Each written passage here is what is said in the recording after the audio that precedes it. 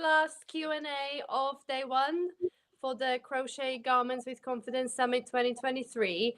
So we have just watched the long-awaited video lesson of the day. Awesome. It was all about tension, all about gauge, and it was done by the fabulous Sarah from Ned and Mimi.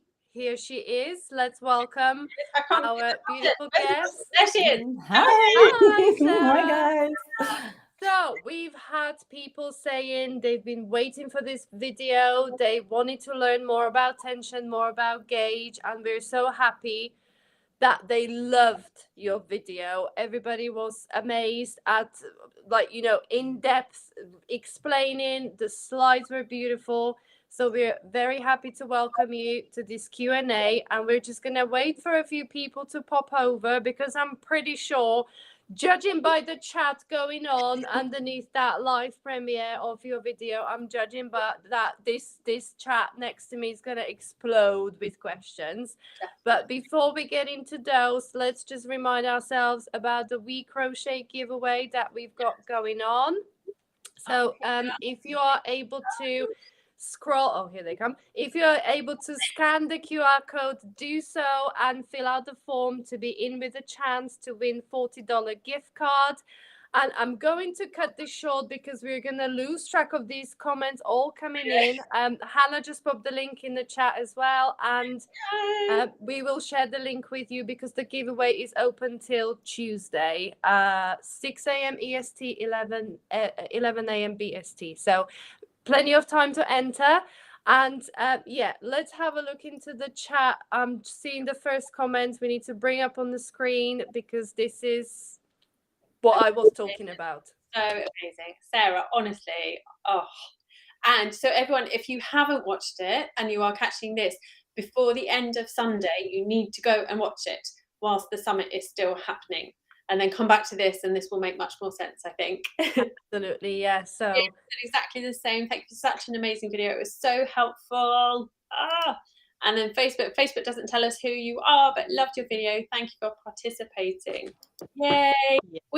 So when Veronica and I got together to plan all of this, like, we were going through everyone, weren't we? As we said, like, to who do we ask about this, who do we ask about that, and then, like, something as massive as gauge and as technical as gauge, I was like, we have to ask Sarah. We have to ask Sarah, because you're like such a technician, but you explain things so well, and I think that's what everyone is saying from this video. So thank you. Oh my goodness, thank you. Yeah, it's a funny one, isn't it? Because I don't think gauge is the most exciting topic. Like, it's kind of the thing everybody wants to skip, but it's so important.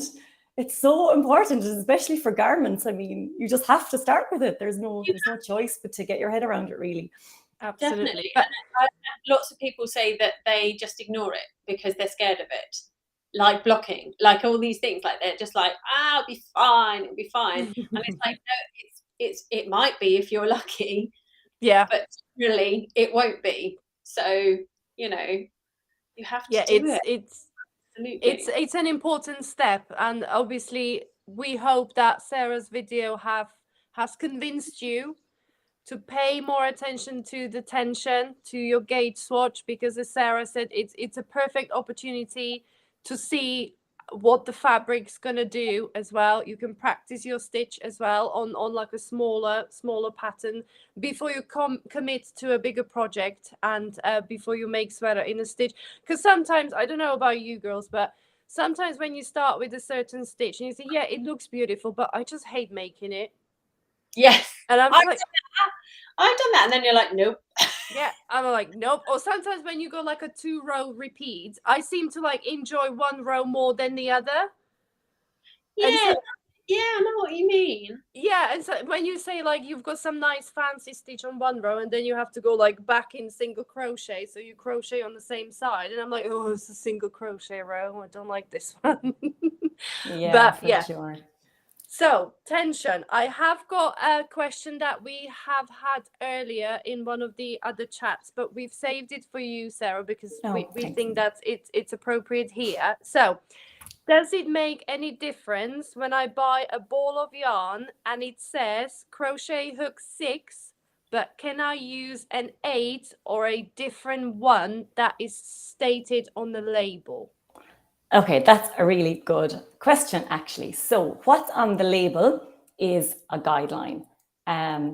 This is the way I treat it anyway. So it's a guideline, and it's kind of giving you roughly, if you're an average crocheter with an average tension, this hook might be okay. But really, you need to look at what's in the pattern, because it doesn't matter what it says in the label. And if you're anything like me, you have lots of skeins or balls of wool lying around with no label. So you don't even know where to start. Yeah.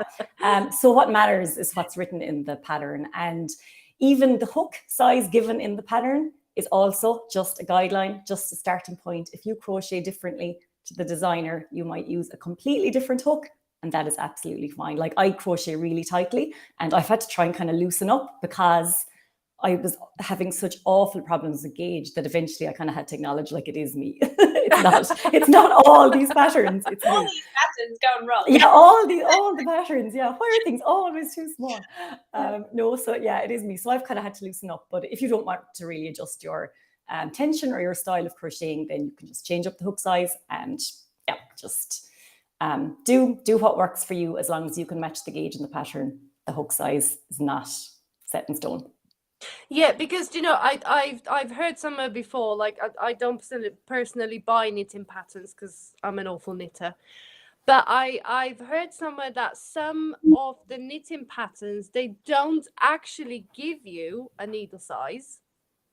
They actually just give you a tension, and you are then to go ahead, make your tension swatch, and find your own size of the needles you need to use. Oh, yeah.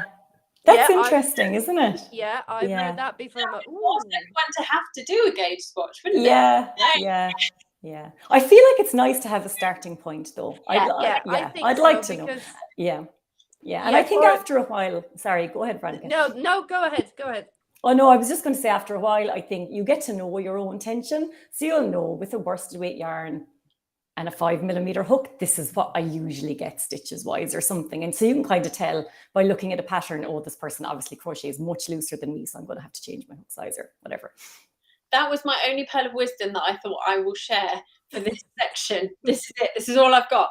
Is that with your gauge swatches, when you've done, because like, you know, if you're working with a category 3 weight yarn and you're doing your gauge swatch over double crochet stitches, like when you've done that, and you know that, keep that swatch, and then you can go back to it. And then when you're looking for yarn to use for another project, you'll be like, oh, what yarn? Label it with the yarn that you've used and the hook size and everything. And then you've got it. It's ready. It's done for you. So you can reuse, and you can learn so much from your previous swatches, I think. I don't know if that's helpful. But I feel that's really helpful. And it's handy as a designer too, because if you've worked with one yarn, you know your gauge, so that's kind of nice to be able to just go with that. About wiggle a lot today, like you can do the wiggle test and you can see what drape it has and all that kind of, and like it just builds up a picture and that knowledge base to know what yarns work for you with what size hook and all that kind of stuff. So yeah, keep your swatches, I would say. Definitely. Oh, we've got some questions popping up. We have a question. There are some designers who recommend to block swatches. Some do not. What is your personal recommendation? So I'm going to give the most annoying answer ever and say it depends. So if, like, in some patterns, it will tell you that the gauge measurement is given blocked. So in that case, block your swatch and take your measurement. If it's not given, if the instruction isn't given and you're not sure, usually what I will do is just make my swatch and measure it. And if it's pretty close, I'm happy and I can go ahead. If it's off by a little bit, I'll just have a look at the end of the pattern and see if they're telling you to block your item. So then I'll block it and measure it again with the intention that the gauge will be spot on at that stage.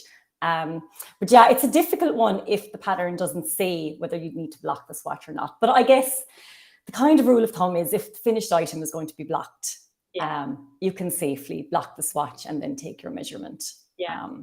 But like blocking can correct little things as well, and I know you've covered that earlier, so it's a bit of a kind of fuzzy area sometimes. Everything interlinks, doesn't it? Because we've just spoken to Claire about chunky yarn, and she was saying like absolutely you need to block your gauge swatch for chunky yarn because there's so like there's so little room for error with chunks. Yes, and you would think it would be the opposite, but actually it really matters. Like half a stitch in a bulkier, super bulky yarn is going to make so much difference.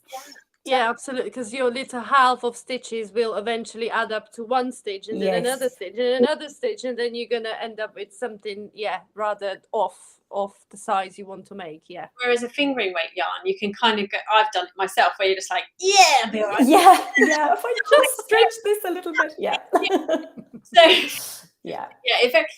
that's the thing, there are so many variables, aren't there? There's so many variables about what the stitch is, what the yarn is you're using, you know, how you're holding your hook. And like you said yourself, like if you change your hook hold slightly or change the way you're looping, all that kind of stuff, it dramatically changes your stitches. So, oh gosh, lots of people coming in and commenting. Someone saying it's one of my biggest struggles. You're not alone with that, I don't think, especially row gauge. Oh yeah, this is the most common question that I get about gauge. Maybe you guys too. And I think someone had even asked this earlier under the YouTube video before it played. So I know it's like a really burning question. Okay, so my answer for this is that the good news is if you have met stitch gauge, you've done most of the work. So that's the hard thing. So you know that your tension is okay, your hook size is okay, and you're really, really close.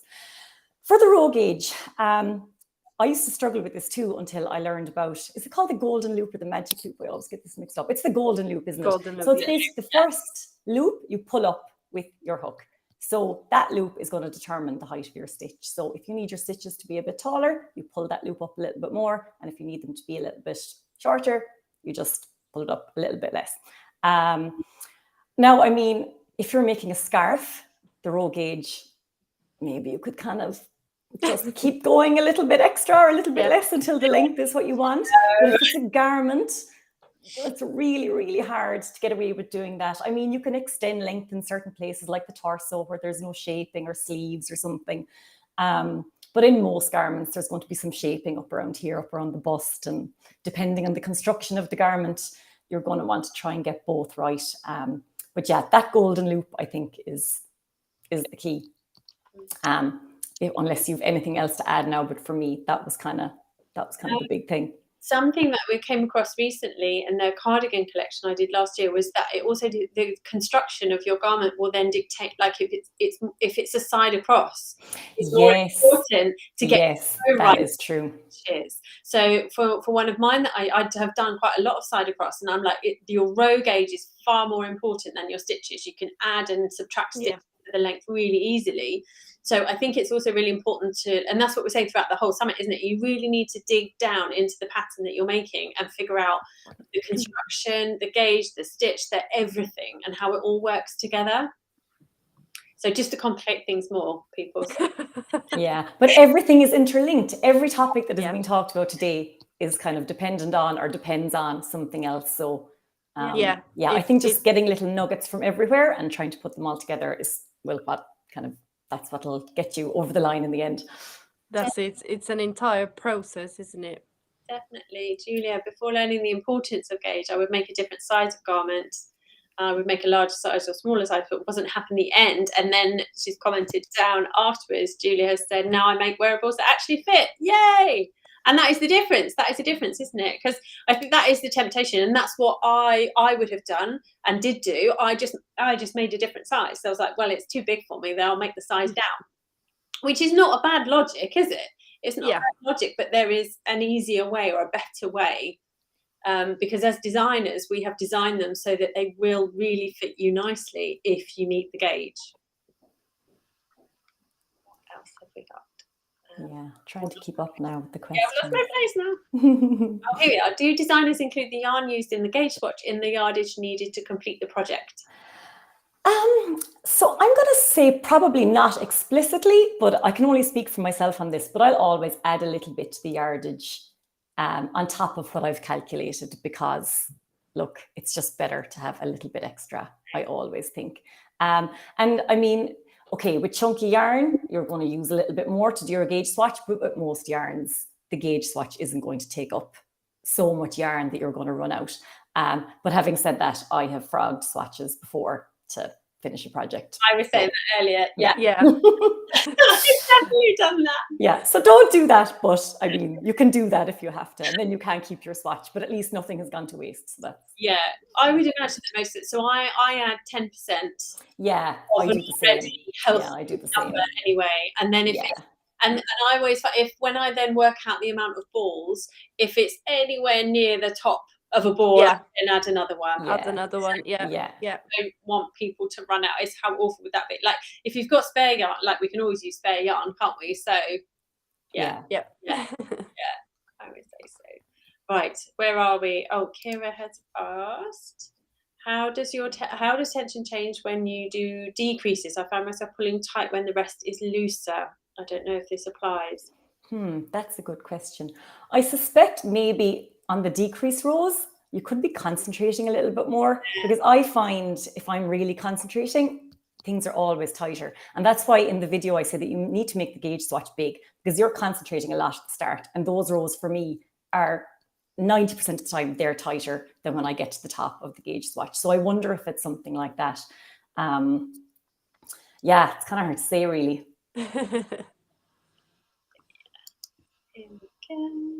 I struggle so with meeting gauge. Latest project, I made the gauge widthways after doing everything to get there. However, I'm 10 inches short doing that with what worked on the gauge.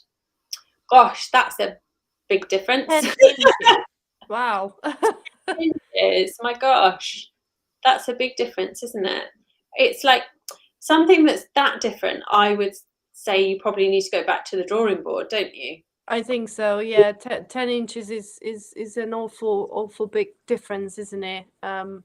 Yeah. Unless that was meant to be 10 centimeters. Yeah, maybe 10 centimeters. But yeah, if it's really, really far out, I would just start again. Would you? Yeah, I would. Yeah, I think I would too. Yeah, and I think that's probably then something to do with, probably if you're using the hook that the designer has used, that it's probably then to do with the yarn that you've chosen. Because we were talking to Ray Lynn, we were saying like even like in a category 4 weight yarn, there's a massive variation, isn't there? And it might just be that you've chosen a really thin version of the yarn that doesn't match very well with what the designer used.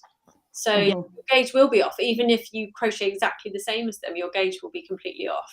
Yeah, definitely. That's when we were talking about the different yardage within the same weight of yarn, that will give you an indication what kind of end of the thickness the yarn is, still within kind of DK, as we said before. But if you fit 250 meters into 100 gram ball of yarn, as opposed to 295 meters, you know, there is going to be a lot of difference in the thickness. And you know that yarn is still classed as DK, but the thickness will be considerably different, which will then definitely show on the tension swatch, because that's what you start with, and then it's going to make a lot of difference on the finished project as well. Yeah, and that's something that I get asked quite a lot is, you know, for a pattern that I've just released, which is done in fingering weight yarn, someone has contacted me and said, can I make it in worsted weight yarn? And I try and gauge swatch it. And it's like you can try and gauge swatch it, but that will be so tight. That will be it could be so stiff. So stiff because it's so far away. Whereas maybe if you look for a category 2 weight yarn, you know, if you're one category away because of the flux in the sizes of yarn, that might work. But anything that's more than two categories away, you can swatch it, but I just don't think it will work. Go back to go and find yourself some different yarn, I would say. Someone's asking, are these are these Q&As going to be posted in the purchase course? Yes We are going to save all of these links, and we will then add them once the weekend is all done, so you'll be able to watch them as many times as you like. Absolutely. Yeah, because we've had a lot of comments from people that these Q&As are actually really, really informative as well. So yeah, we will definitely pop the links into the All Access Pass course for you to go back to and watch. What we got here, found that the gauge of various designers is quite different, as in when I watch YouTube videos, I see some crochet quite a bit looser than others. Yeah, absolutely. Yeah, if you lined us all up, we'd all be different. Absolutely. That's where the tension is so important, because you get that basic starting point where you need to kind of meet the designer. You know, some people crochet really loose, some people crochet really tight, but if you've got the starting point in the middle, so that's where everybody needs to kind of meet for that particular pattern. That's why it's so important to start with the tension swatch, as Sarah explained in her brilliant video. Yeah. And do both of you, have you checked, is your tension changed? Obviously, you said, Sarah, you've deliberately changed yours, but I've found that my tension has got tighter over the years that I've been crocheting, without me really realising, or without me doing anything to make that happen. I haven't noticed a difference really. I just go for it and crochet, and then I do sometimes get people saying, "Gosh, that is so tight. I can't meet your gauge. You know, your tension is really, really tight." Then I get some people saying, "Oh, you know, I had to really change the hook size because it was so loose." And it's like, okay, so it's such a wide range of ways and techniques people use, that the tension is the starting point. So yeah, I haven't noticed a massive difference in my crochet. No. I've just remembered, Veronica, remember the what project was it that we worked on together for Deramores? We did a crochet along, a blanket crochet along, didn't we? It was and do you remember we had a group chat of the 5 designers that were all doing it? You know what I'm going to say, don't you? And we all were trying to, because Sarah, we were making a different part of the blanket, and then it was all being put together.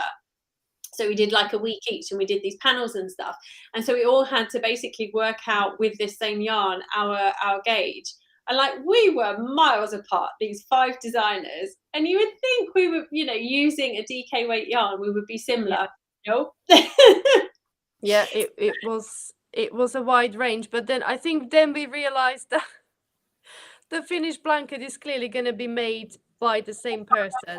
Yeah, it was made by one person, so it didn't matter. It didn't matter at the end, but it just served to show like how different even us as designers are. You know. Absolutely, yeah. Oh, Celia's asking, what is the wiggle test? We all do the wiggle test. So when you make your swatch, like hold it up, make it, and that's why we say make it big enough that you can move it around stuff, because that shows you what your fabric's going to be like in your garment. And give it a good wiggle and see how well it moves, and will that feel comfortable on you?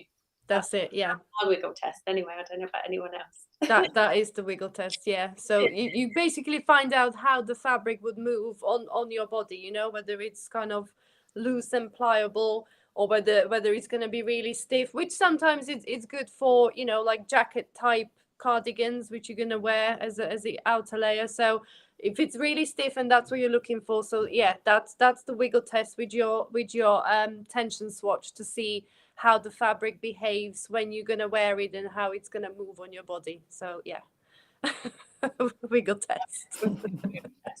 It's actually, it might be called something else, I don't know.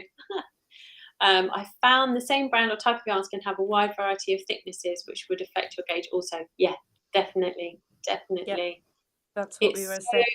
So variable. And in fact, I had some yarn recently that was supposed to be the same thickness or weight. It's the same yarn but different colours, and the different colours, I started making it and I was like, this is not the same yarn. And I did the whole wraps per inch thing, and there were 3 wraps out in the exact same line of yarn. So yeah, you just have to, quite a lot. and that's going to affect your gauge as well. It's going to affect everything, isn't it? So it's all about the yarn. It's all about the yarn. So have you got any special tools, Sarah, for measuring your tension or gauge swatches? Because I did a little video, and I think some people were a little bit surprised when I said this, but what I said in my quick reel, it was like people often measure their tension swatches with like the flexible tape measures, you know, from the flexible plastic. And I mean, I was surprised when somebody said this to me before, that they are not the best, because the flexible plastic stretches over time. You know, when you kind of pull on those tape measures, it could stretch quite a bit and actually give you a different measurement. So yeah, I have a couple of like a hard plastic or wooden gauge measures that I like to use. Yeah, so I don't have those. I just use a normal ruler. Whatever. Ruler, yeah. Whatever one of my kids' rulers is lying around, a hard ruler. Yeah, I don't use measuring tape because it's just not as accurate. And I mean, with a measuring tape, you can kind of get the measurement that you want sometimes. And it might not be completely accurate. So yeah, I use a hard ruler and I use pins. So I showed in the video. I don't know where I got this tip, but I don't know. I got it somewhere years ago, and it's the best tip ever because you just lay down the ruler, put in your pins, take away the ruler, and then what you get is what you get, and you have to count between those pins. And if the pin lands in the middle of a stitch, it's in the middle of the stitch, and you can't move it to get it to the edge of the stitch or the row or whatever. Yeah, so that's all I use. I don't have a gauge square or anything. Yeah. I'd imagine they'd be very useful. Sometimes, especially with crochet, I think if you have a stitch pattern that's like kind of lacy or has a big repeat, you're not going to fit into 4 inches. So the gauge squares are no good for that. So if it's just single crochet, double crochet, the gauge square is probably going to do perfectly. But for lots of crochet stitch patterns, I think just the ruler is, the handiest. So don't need to invest in any special equipment or anything. Just get a ruler. Brilliant. When I watched your video, Sarah, I felt properly like called out by that. I was like, oh gosh, that's me. I use pins. I use a rubbish old tape measure that's probably been stretched by the children, trying to strangle it. They're playing tug of war with that one. The stuff I make fits me, so I hope it.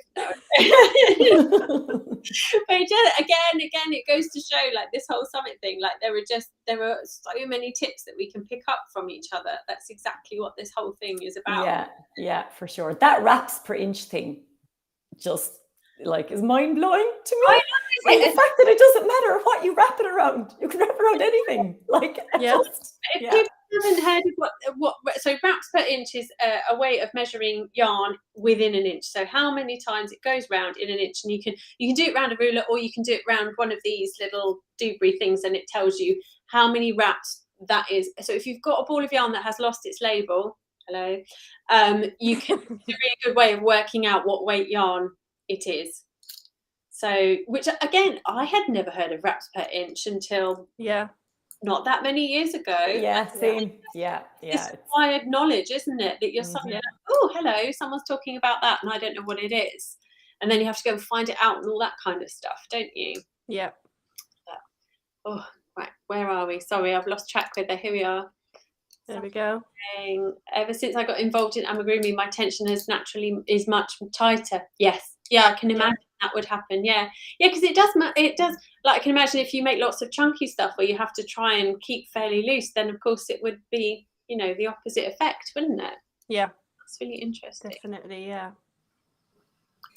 Oh, this is interesting. Someone's saying that darker yarns seem to be thicker, seem to absorb the dye, maybe. Oh, that's interesting. Okay. I never thought of that. Again, this is amazing.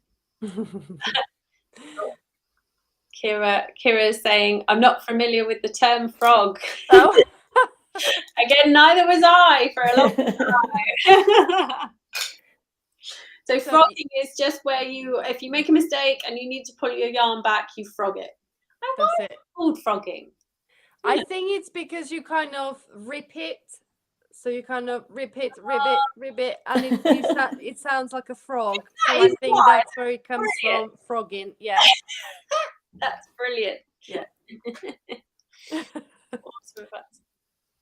Oh, someone else. I'm guilty of using a plastic measuring tape. Yeah, but you've got to think. Like, do you know? Let me say, it's better than not using anything. Yes, and for better sure. than not measuring at all. Don't get me wrong. And if you're gonna use the plastic measuring tape, it's fine. Nobody's gonna throw you in jail. Let's be honest. Yeah. But if you use the plastic measuring tape for your tension swatch, and then you use the same one to measure your whole sweater and to measure your measurements, it's gonna be a uniform measurement, isn't it? Because you're using the same. If your inch is slightly off, it's gonna be slightly off across the board. So it's kind of gonna match up in the end. So. It's not the end of the world, but yes, when I first learned that they actually do stretch, and your inch can then become slightly larger than actual inch, then it's going to make a difference. But yeah, if you just use the same measuring gauge across the whole process, you should be fine. Definitely. Cecilia, thank you. Always room for learning. Yes, been doing it 45 years. And that's the great thing about all of these arts and crafts, you know, and fiber arts, is that you never finish learning, do you? No.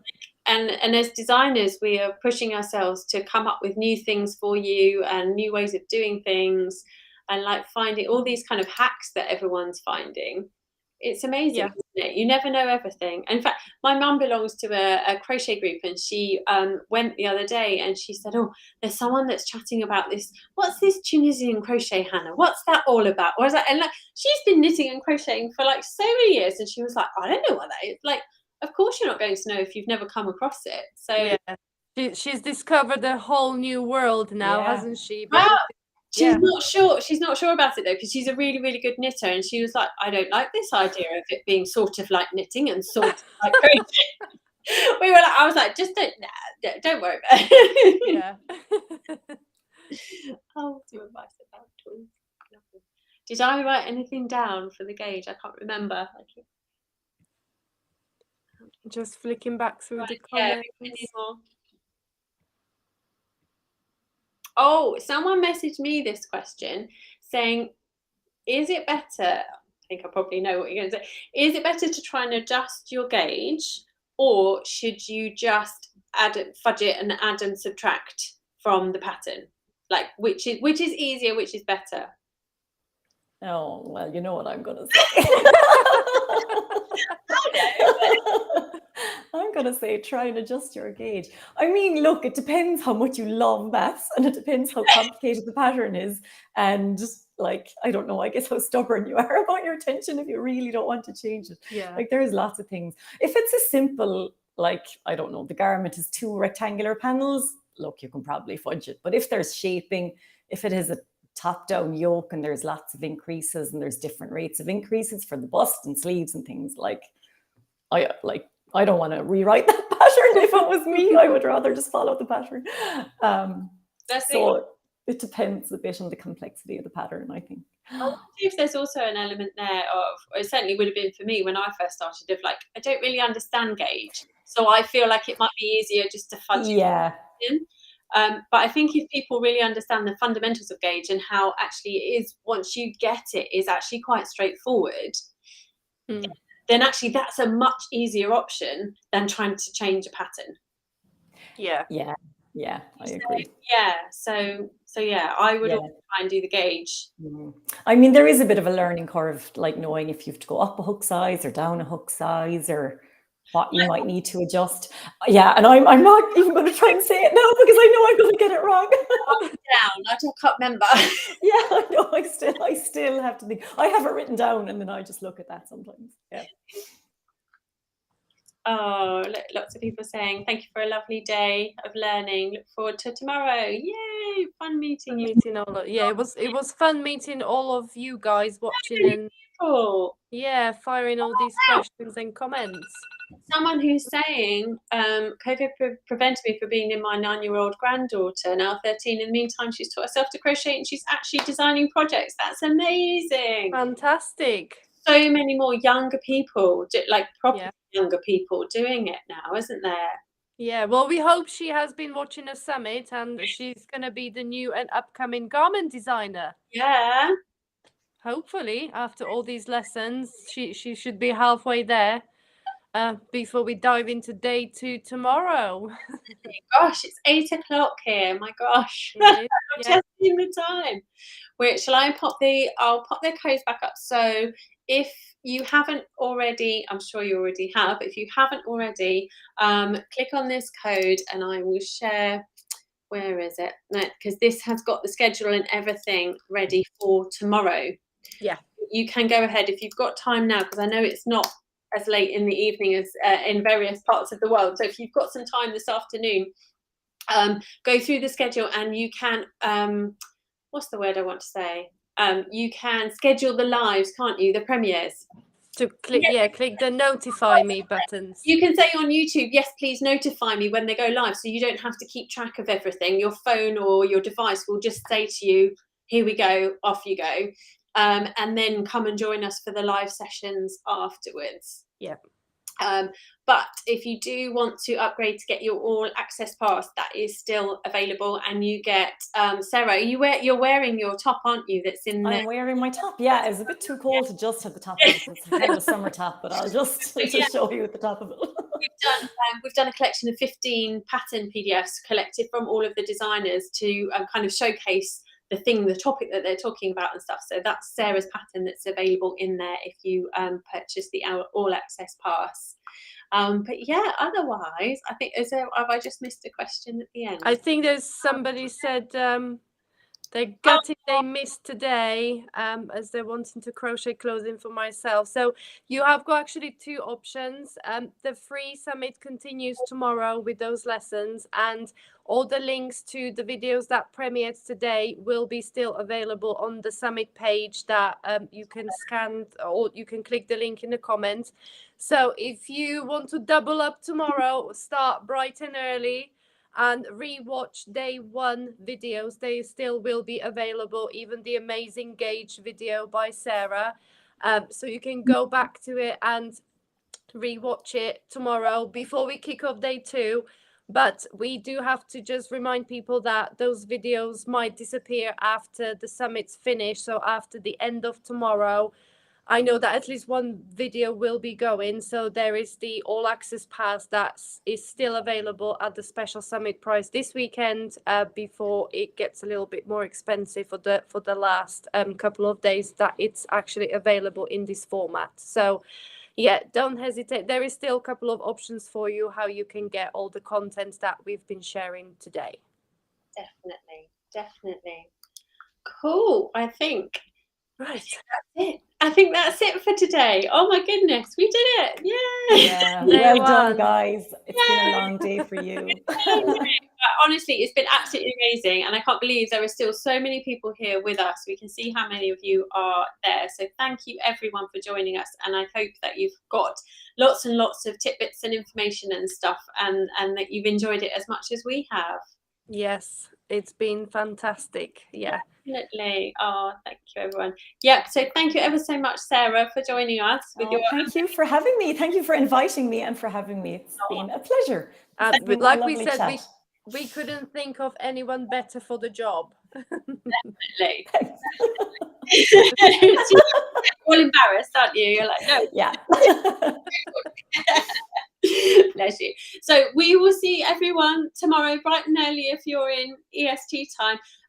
We are changing our clocks tonight here in the UK, so hopefully that will happen automatically on most modern devices and stuff. And we've planned all of the timings tomorrow in EST. That's so right. Make sure you check.